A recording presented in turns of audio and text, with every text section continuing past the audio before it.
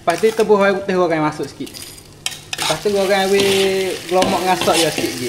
Assalamualaikum. Hari ni kita mai buat udang tok ketiam dah. Ni bagai je kita nak bakar dah.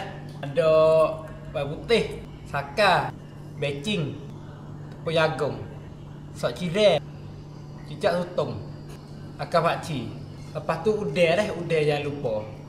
Kita mai tengok cara dia ke mana. Mula-mula kita buh tepung jagung dulu dah. Lepas tu garam boleh sikit. Lepas tu kita ramah je dulu, ramah wi gelomok tepung jagung molek dah. Ni, tangan ni boleh dah. Lepas tu kita pergi goreng. Mula-mula kita buh minyak masuk dulu dah.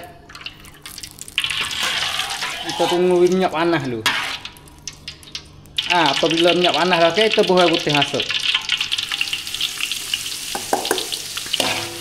Kita goreng air putih di garing dulu dah. Jika goreng ni buka api slow-slow, jangan buka api dah. Tu jangan lupa lah tolong kod like, kod share kita sikit dah. Kalau dia nak menu apa boleh lah komen masuk.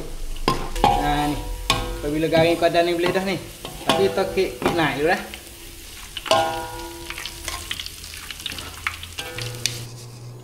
Ni, bawang goreng itu sudah dah. Lepas kita goreng bawang putih dah, kita mai goreng udang pula dah.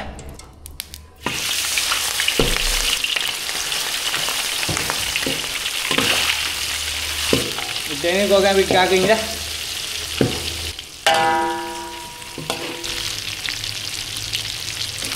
Ni udang kita masak dah ni. Kita akak sekejap minyak dulu dah. Ni boleh dah udang kita. Lepas tu kita main waksak je pula dah. Mula-mula kita buh minyak masuk dulu. Buh minyak kita goreng air putih kat ni. Lepas tu buh air putih dengan akar pakcik masuk. Tumis akar pakcik dengan air putih tu masuk dulu dah. Kalau dia nampak menu itu dah buat jadi tak jadi cuba komen royak tu lagu mana sekarang ni boleh dah ni.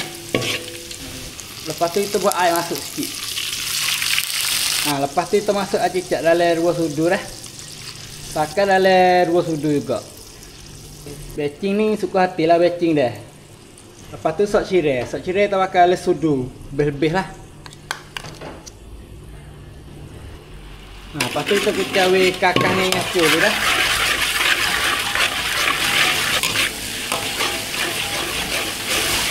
Pecah sampai kakak ngacu dah. Sekarang ni boleh dah ni. Lepas tu kita terasa tengok lah hana. Kalau tak terasa boleh dengan kita nak kita berudah kita gotu hak ni, goreng hak ni apa masuk. Lepas tu goreng dia gelomok dengan apa dah, dengan udang ni, sok je. Lepas tu kita buh air putih goreng masuk sikit. Lepas tu goreng air gelomok ngasak je sikit lagi. Jangan lama start dah. Ni. Sekarang ni boleh dah ni. Lepas tu kita kakak masuk pinggan dia, berpinggan.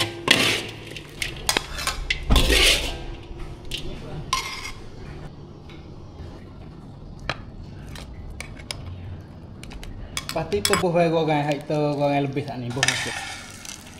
Tu semua dulu dah.